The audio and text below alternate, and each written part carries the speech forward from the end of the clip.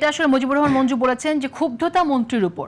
তো ক্ষুব্ধতা মন্ত্রীর উপর কেন, আপনি কিভাবে দেখেন? আচ্ছা, আমি একটু এই কথার জবাব দেবো, একটু বিস্তৃতভাবে বলি। আমি এখন এই জায়গায় ভুল দেখি দুই পক্ষেরই, সরকার এবং শিক্ষার্থী উভয়ের ভুল দেখি। প্রথমত দায় সরকারের। সরকার বলছে আমরা সম্মিলিতভাবে সিদ্ধান্ত নিয়েছি। সম্মিলিতভাবে সিদ্ধান্ত নেওয়ার ক্ষেত্রে সরকারের একটা কাঠামো আছে। এই কাঠামোটাই হচ্ছে এটা গুণে ধরা একটা কাঠামো, একটা প্রাচীন কাঠামো। এই কাঠামোর মধ্যে সমস্ত আমলারা আছেন, বোর্ডের চেয়ারম্যান সাহেবরা আছেন, এরও শিক্ষকদের থেকে আসছেন, আমলা থেকেও আসছেন, এরও এক ধরনের আমলা।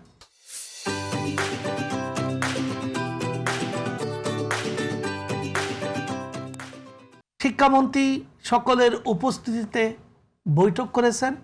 বৈঠকে মাঠ প্রশাসন থেকে যে প্রস্তাব আসছে, বিভাগীয় কমিশনার এবং বোর্ডের চেয়ারম্যানদের পক্ষ থেকে, তারা বলেছেন পরীক্ষা বন্ধ করার মতো পরিস্থিতি নাই।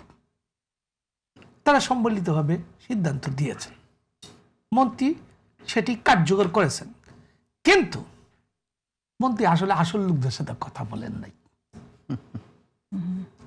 যদি তিনি, এখন কার বাড়িতে যাওয়া লাগে না, মন্ত্রী ওই মিটিংয়ের পর যদি বলতেন এই জুমে যেসব শিক্ষার্থীরা অংশগ্রহণ করতে চান তারা অংশগ্রহণ করবেন, আমি শিক্ষার্থীদেরও মতামত জানতে চাই, তাহলে তিনি সেটা জানার, সেটা তিনি কিভাবে করতেন? শিক্ষার্থী সিলেক্ট করতেন কি করে? আমি এটা আমি শিখাই দিতে পারবো। আচ্ছা, এখন আমি তো লম্বা করে বলি শেখাতে না, হবে না, আমি শিক্ষার্থী সিলেক্ট করাটাও তো একটা সমস্যার ব্যাপার। কোনো সমস্যা নাই, শিক্ষার্থী আসবে সেখানে যুক্ত হতে, কোনো সমস্যা নাই। শিক্ষার্থীরাই আসতো, তখন তো এটা অন্য ইস্যু ছিল না, কারণ কোনো এইখানে খাদ্য বিলির বিষয় ছিল না। আপনি এই পদ্ধতি নিয়ে আলাপ করলে মানে এটা অন্য আলোচনা যাবে। এখন আমি এটা বলতে পারি, আমরা এই ধরনের জুম আলোচনা করেছি এবং হয়।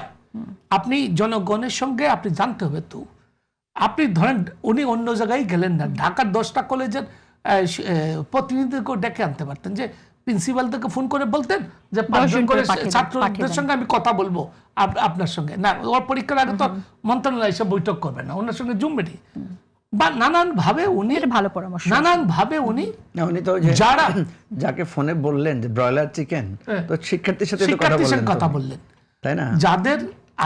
যাদের আসলে সংকট, তাদের কাছ থেকে শুনলে ভালো হইতো। আবার ভুল তাদেরও। কেন বললাম? বৃষ্টি কিন্তু জুন মাস থেকে সমানে চলছে। এই বৃষ্টির কারণে পরীক্ষার অসুবিধার কথাটা শিক্ষার্থীরাও বলতে পারত। তারা পরীক্ষা চলা অবস্থায় কোনো দাবি তুলে নাই, বুঝতে পারছেন? এখন তারা দাবি তুলেছে। এখন এই দাবিটা, শুরুর দাবিটা আমাকে যৌক্তিক মনে হয়েছিল,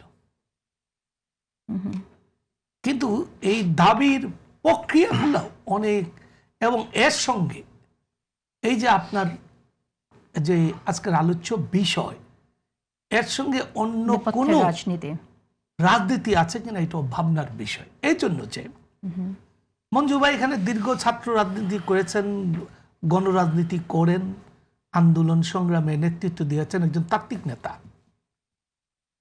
কোন সময়ে জনগণের রাস্তা অবরোধ করতে হয়? কোন সময়টা? যখন আন্দোলন চূড়ান্ত ধাপে যায়, আন্দোলনের চূড়ান্ত কর্মসূচি আর কি, চূড়ান্ত ধাপে যায় আপনি।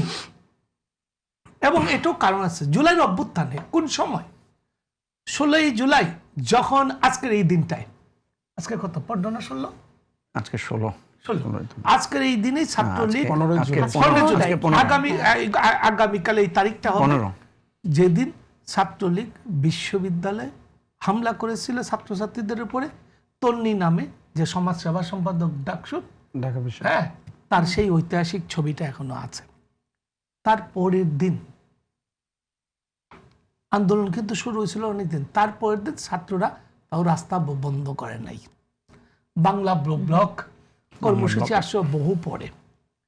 এখন তারপরে আবার কোন দাবিতে আমরা করব? দাবি একটা শিক্ষা একটা অংশ, না সমাজের নানান সেক্টর আছে। যখন দাবি হবে জাতীয়, তখন আপনি যেটা বলতে চাইছেন এটা কৃত্রিম একটা সংকট, মানে কৃত্রিম ভাবে একটা দাবিতে আমি বলবো কৃত্রিম বলবো না।